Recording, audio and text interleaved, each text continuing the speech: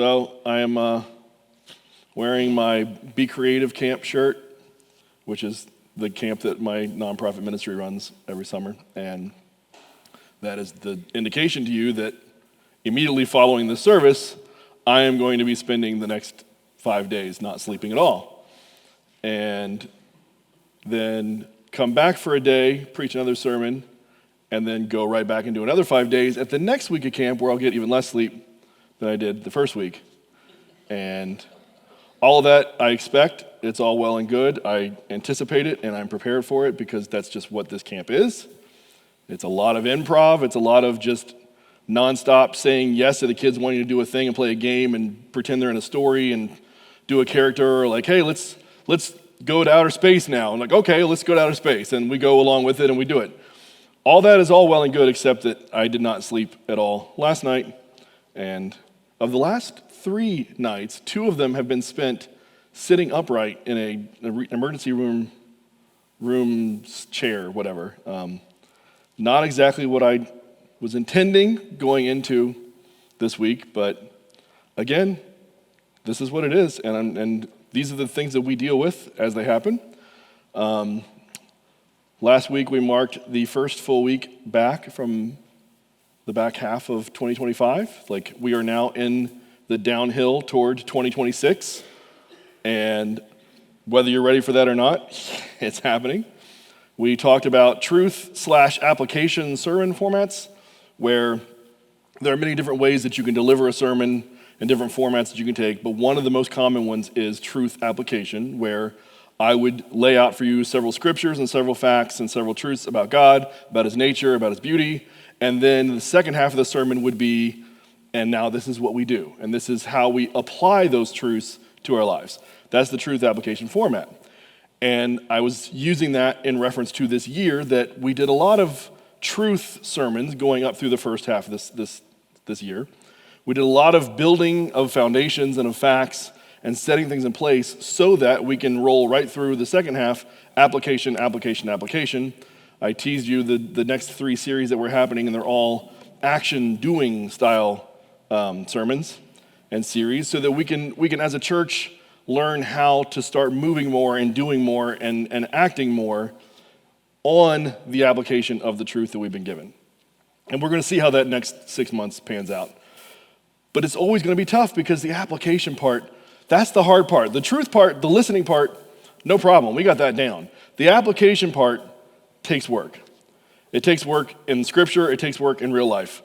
I, 22 years ago, pledged a vow to be faithful and truthful and honest and loving and caring in all things, in all ways, in sickness and health, to my wife. I was not expecting her to wake me up in the middle of the night and tell me that we needed to rush to the emergency room. And I, instead of going right along with it and just jumping into action and caring for her every need, I immediately start thinking of a lot of logistical things, and how is this going to happen, and how am I going to get camp figured out, and when's the sermon going to get written? And there's a lot of like the wrong questions being asked, right? And after I go through that for a little bit, and I realize that like I need to be there for her, and I need to be helping her in that moment through the sickness and the problems that's happening, I immediately start thinking about like cartoon husbands. Like, almost every husband in a husband and wife scenario in a cartoon, the husband is kind of oafish and not totally with it, and he's not picking up on all the clues that his wife is giving him of like what she needs in the moment and what's happening to her and what he can do to just be the best husband ever and love her and care for her and whatever it is. And it starts to come off in my head. I start thinking about Fred Flintstone. And the moment where he's like outside the door and he's like pounding and he's like, Wilma, from outside the door. He's pounding the door like to be let back in. Well, if he wasn't attentive to her needs inside the door, she's going to be less willing to just go rush to his aid to open the door back up to let him in for the night. And the cat might be the one sleeping inside that night, like always. And I think about that where I should be just inherently giving and caring and loving for her every need because it's just a part of me, the wrong questions get asked to begin with because application is tough. The truths that we laid down when we got married and the things that we established at the beginning of our wedding or our marriage and everything together, all those truths have to be applied. And there's no end to that application. It has to keep happening. And the application is tough sometimes. Obviously, it's tough. I brought up this scripture last week, James 1:22. Do not merely listen to the word and so deceive yourselves. Do what it says. From the earliest of faithful people, there was a struggle to put truths of the word into action and in their lives.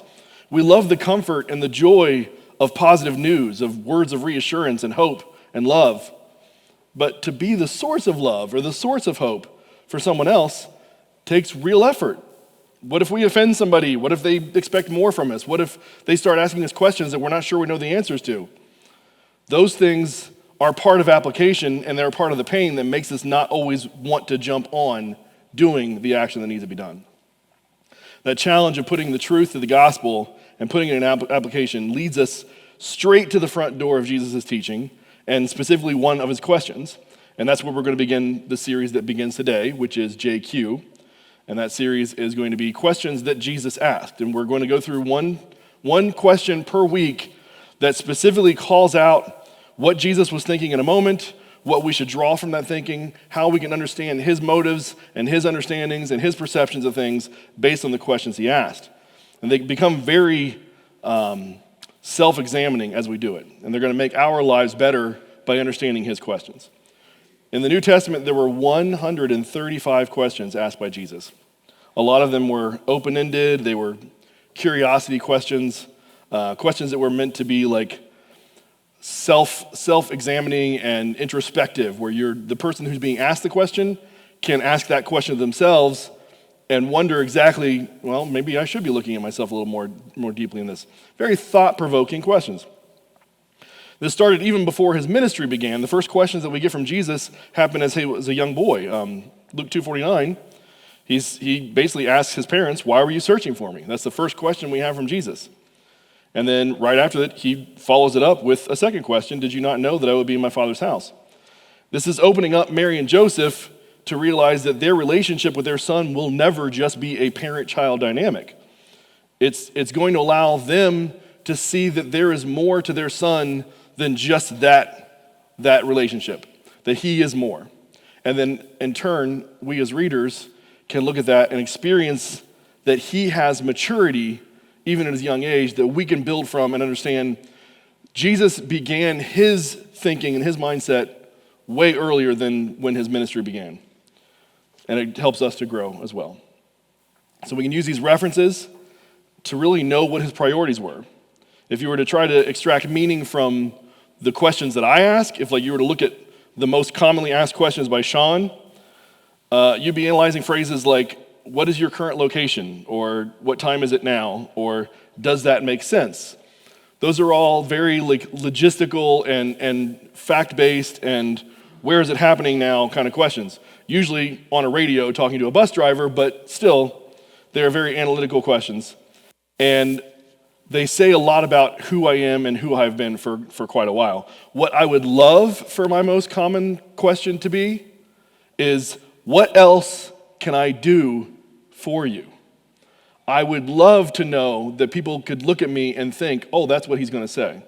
While we were in the hospital, which Leslie is still fighting through stuff, and I don't want to get into details, but the picture of the Flintstones, we're dealing with another kind of stone issue, and it's painful, and just think in terms of stones and you got it all down. But one of the doctors that she saw in the emergency room, every other question he asked was, is that fair? Is that fair? And it made me really analyze who he was, that this is a man who wants to make sure that the way he's telling it to us is not more painful than the pain we're already in. Is that fair that I allow you to do this or to wait here or to take this medicine? Is that fair? Is that fair? With any single person, we can draw from their questions and understand who they are, which is why we're doing this sermon and this series on Jesus, because who else in the Bible is it more fun and more important to talk about the questions than of Jesus? And with any question and any person, the words that are used indicate the information that we believe to be the most critical and the way that the message is conveyed. For example, I don't know if you realize this or not, but Jesus never asked any questions that were when questions. He never responded in a question form where he spent any time or energy wondering the timing of something. While they were traveling somewhere, he never asked, when will we get there? Or if somebody is like physically hurting, he would never ask, how long have they been in this? When did they start getting sick? Or, when they're back traveling to wherever they're going, that distance traveled, he would never say, when are we going to get there? Because everywhere he's going is an opportunity. Every step along the way can be an opportunity to do something else, so it never needs to be the end of the journey. The journey is the journey. When you're encountering someone who's sick or who has died, he doesn't need to ask, when did they start getting sick or when did they die? Because it doesn't matter to Jesus. His perspective never needed to include those concerns for immediacy or duration because he could bring someone back at any point. So our JQ sermon for today comes from the book of Luke. This is from chapter 6. And it's a question that comes from a section which is the Luke version of the Sermon on the Mount that we get from Matthew. And Matthew is in chapter 5. And it's divided into small lessons. Like the whole sermon is like a chunk and a chunk and a chunk, and there's a little subheading, and you get this theme, and it's a topic after a topic. And it becomes for us now, as it's been compiled by the Gospels, it is a go-to resource. It's like a Jesus lesson manual where we can look up a topic and find a specific subject and say, okay, here's this sermon on faith. Here's this sermon on love. Here's this sermon on your enemies or those kind of things. And you can just look up through those sermons within Matthew 5 or Luke 6 and find out exactly what it was that he had to say in that moment. In the book of Luke, it only spans one chapter. And in the book of Matthew, it actually goes across 3 chapters. Matthew gets a little more verbose. And also, in the book of Luke, it's asked as a question, whereas in the book of Matthew, he does not mention this thing that we're going to talk about in question form. He only says it, same content, but only talks about it through the statements and not through the questions, which is probably more of an indication of who Matthew was, that you can tell from the literary styles. Matthew being a tax collector, he's coming from like a list-making, accounting style, factual kind of guy. He's going to list the stuff out. It's going to go longer. He's going to be more literal with that. Whereas Luke comes to us from the doctor's perspective, the personal, descriptive, the is that fair perspective. He's going to do a doctor-like fashion when he describes the things, which will give us the teaching in question form. And here is that question. It comes from Luke chapter 6, verse 46. Why do you call me Lord, Lord, and do not do what I say? It first comes across a little bit accusatory, as though Jesus is calling out his disciples for a lack of faith. And then, anytime you would ever ask somebody, why don't you do what I say, you're giving this inherent tone of disappointment. It's like it's a command that's being given with a response expected. But somehow, the ball gets dropped. If they're not doing what was asked to be done, the ball has been dropped. It also applies that the person who is expecting the response, that command that they're giving is worthy of the command being given by them. That the person that you would be calling Lord, Lord is worthy of being someone to be called Lord, Lord, that you would do what they ask you to do. That's inherently built into it. And in Jesus' case, that is obviously true. The disciples revered him. They respected him. And upon further reflection, it is more than just a question of that level. It's a question where Jesus takes the shape of self-evaluation. It is an invitation. He is asking his disciples to truly grasp his authority. By asking, why do you call me Lord, Lord? He's addressing that they should be treating him with reverence the way that they give royalty reverence, the way that they give rulers and supreme power reverence. And that if that's the way they see him, they should be expected to do particular actions to follow that command, to follow that response of Lord, Lord. And just as in our scripture from last week from James, the one that we just did a little bit ago, 1:22, Jesus doesn't want his followers to just listen to the word. He is the word. He is the word in the flesh. He doesn't want them to just listen to him. He wants them to do. He wants them to take action. James continues after 1:22. He continues the rest of that little section like this. Anyone who listens to the word but does not do what it says is like someone who looks at his face in the mirror and after looking at himself, goes away and immediately forgets what he looks like. But whoever looks intently into the perfect law that gives freedom and continues in it, not forgetting what they have heard, but doing it, they will be blessed in what they do. Yes, we are all forgetful. At any given time, we can be forgetful, but it's hard to imagine ever forgetting what your own face looks like and the features of your own face, your eye color, or that freckle that you have on the side of your forehead, or how long and thick your unibrow is. Those are parts of us that we know pretty well because that's who we are. We know our facial features. But in terms of identity, this analogy is dead on. The idea that we can know who we are as an identity, but then step out into the world and immediately act like something else, that's what James is really screaming at. Our identity has been rooted and grounded in Christ, and his love should resonate. It should come in and be a part of our speech and our actions, our behaviors. But when we begin to interact with the people outside of our faith, where does that resonance go?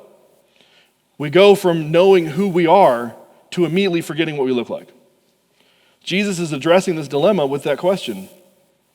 He is treating them in a similar way that a parent treats you when you're a teenager and you're out in public and you're really polite and nice and well-mannered to the people that are strangers or that you're friends of your family or whatever.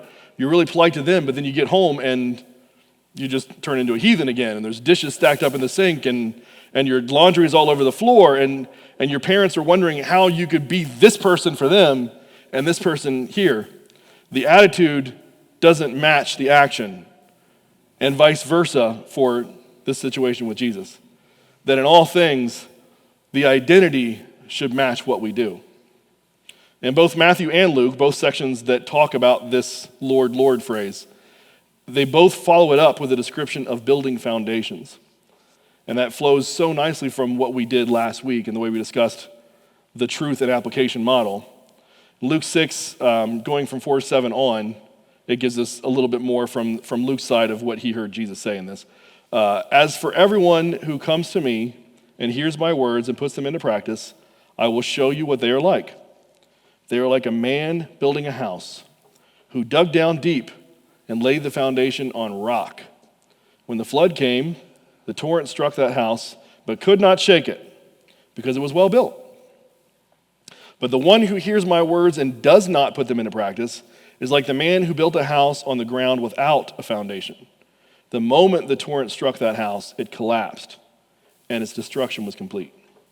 So when we address Jesus as Lord, Lord, he wants everything that follows to be based on the right foundation. It's not just a choice of when and what scenarios we give him respect. Do we only talk to him as a master when we want something, or when we are in this place, or when we're in church mode? Is it just the way we think we need to be for 2 hours?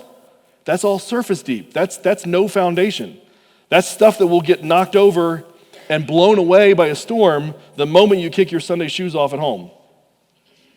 Jesus is calling for an ongoing relationship with us. We treat him like royalty because he is worthy of that treatment. And then we live out our lives with that royal servant attitude at the tips of our tongues, at the tips of our fingertips, that we do all that we can as royal servants to our King to show him the honor and respect that he deserves. It's not about religious performance in the moment with the right shoes on at the right time. It is about intimate obedience. I'm sure it's no coincidence that this parable that he's using here in this illustration with the foundation metaphor, that it's no coincidence this passage is used with the phrase Lord, Lord, because the other time that we have Lord, Lord mentioned, not in this context, is in Matthew 25, and we have something that also has to do with the building, and we hear that phrase come back up again. Let's actually just read through this so you can see where I'm coming from. This is at the very beginning of Matthew 25. At that time, the kingdom of heaven will be like 10 virgins who took their lamps and went out to meet the bridegroom. 5 of them were foolish and 5 were wise. The foolish ones took their lamps, but did not take any oil with them. The wise ones, however, took oil in jars along with their lamps, so that as the oil gets lower, they can fill it back up and keep the lamp burning. The bridegroom was a long time in coming, and they all became drowsy and fell asleep. At midnight, the cry rang out, 'Here's the bridegroom, come out to meet him.' Then all the virgins woke up and trimmed their lamps. The foolish ones said to the wise, 'Give us some of your oil, our lamps are going out.' 'No,' they replied, 'there may not be enough for us and you. Instead, go to those who sell oil and buy some for yourselves.' But while they were on their way to buy the oil, the bridegroom arrived. The virgins who were ready went in with him to the wedding banquet, and the door was shut. Later, the others also came, and what did they say? 'Lord, Lord,' they said, 'open the door for us.' But he replied, 'Truly I tell you, I don't know you. Therefore keep watch, because you do not know the day or the hour.'" Two different times we have Lord, Lord, both from opposite sides of the perspective. There's no talk of building a foundation for the actual structure in this parable, but rather it's a foundation of those committing the actions they're doing, as in the half of the virgins who were wise. They were the ones with the foundation. They were the ones that were prepared. They were grounded and rooted in what was happening. They knew the truth of the situation, that they needed to be ready. So when the time came, they were not left out of the banquet, which was blocked by a door. That door is absolute. In every parable where Jesus mentions a door, you are only on one side of it or the other. You are never in the middle of the door, or your foot in the door, or the door half built and you're jumping through it, or one of those split doors like you have in a nursery where you can open the top half and jump through. It is always inside or outside of that door. It is an absolute determination point. It is a dividing line. You may call on Jesus with reverence of Lord, Lord, with respect and honor, when you think it's a good time to do so, or when others are watching, or when you need something. But if it's not our living, breathing, everyday attitude, we will find ourselves on the wrong side of the door, calling out, Lord, Lord, not out of reverence, but out of desperation. We will find ourselves in a very Fred Flintstone situation, where we are not yelling, Wilma, Wilma, from outside. We are yelling, Lord, Lord, please. And I want you to understand this. In both of these lessons that Jesus teaches with the phrase, Lord, Lord, he is not addressing outsiders. He's not addressing pagans. He's not dividing a line between believers and non-believers. He is teaching about a separation between believers who are obedient and believers who are not obedient. He is speaking always to the believers in these scenarios. And there will come a time when we will all stand before a door. Luke 13:23 through 25. Someone asked him, Lord, are only a few people going to be saved? He said to them, make every effort to enter through the narrow door, because many, I tell you, will try to enter and will not be able to. Once the owner of the house gets up and closes the door, you will stand outside knocking and pleading, Sir, open the door for us. But he will answer, I don't know you or where you come from. I want to be saying, Lord, Lord, from inside the house. Do we all? Can we agree to that? Truth, application. We're in the application time.